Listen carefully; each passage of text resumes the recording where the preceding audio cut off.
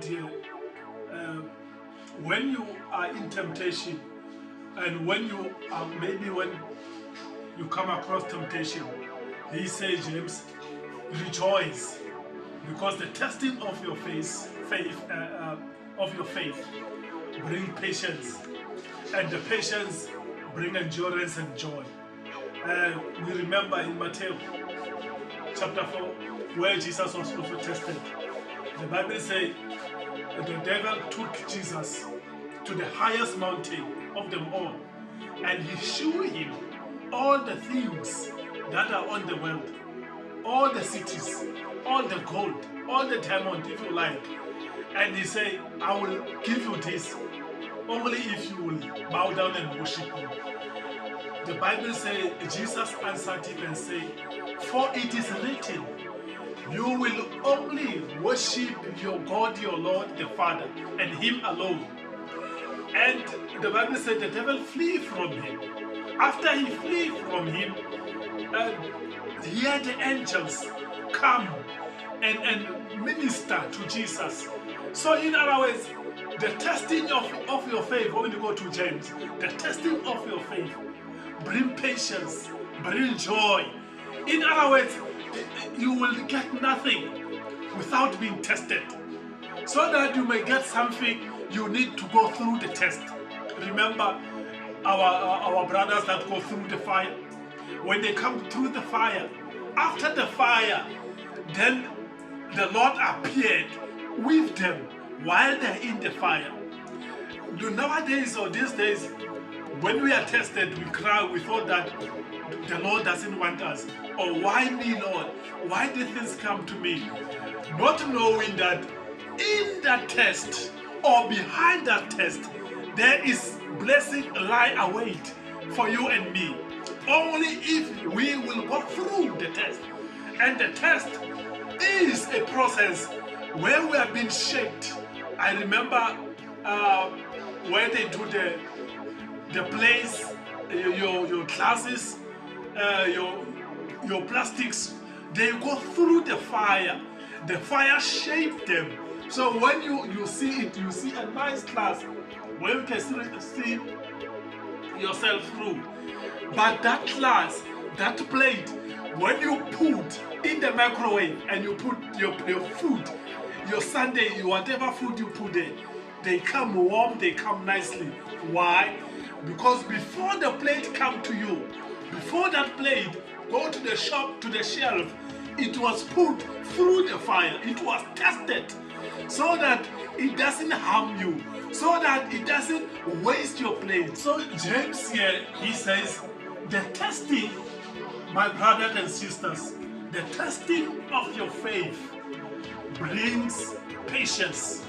In other words, there are points in your life where you're going to need to be patient. Remember, patience is a virtue. And then patience is another gift of the Holy Spirit. According to the book of Colossians, chapter 5, verse 20, the gift of the Spirit. Just read them all there. You can also read from verse 16, all that chapter maybe, so that you can get the fruit, the gift of the flesh, and the gift of the Spirit, so that you can compare and balance. But now, I just want us, like us to focus on this, what James is talking about, the testing of your faith. In other words, my faith, your faith will be tested. So the testing of our faith is to bring patience, to bring joy, to bring growth, so that we grow in spirit. Same like a baby. When a baby grows up, when you see the stage, you test the baby if the baby can walk, and then you step aside and let the baby walk alone. If you see the baby's gonna fall, you rush and keep the baby from falling. James say here that our faith need to be tested because it brings patience, it brings maturity. How can we go in life without being tested? How will we know where are we, what are we doing without the tested?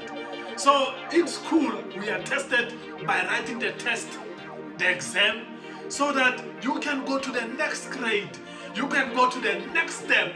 So James here said, the testing of your faith, brothers and sisters, brings endurance, brings patience, so that spiritually, when we are tested, so that we can go to another grade in spiritual level, so that we can graduate from the grade we are to the next grade. Remember, Jesus, when after he was tested, the angels worship him, they minister to him. Ask yourself, if he didn't go through the test, could have this been done? Could have this happened in life? If you didn't go to school, pass matric, write that exam, could you have maybe graduated to where you are? Even a job, that job maybe you hate so much, that job is there to test you so that you become a better person, to test you when you are there, so that you don't look down to the other people. That job, maybe you like it, maybe you don't hate, but use that job as your test, as your exam, to graduate to the next level in life. The test may not come the way you think they will come.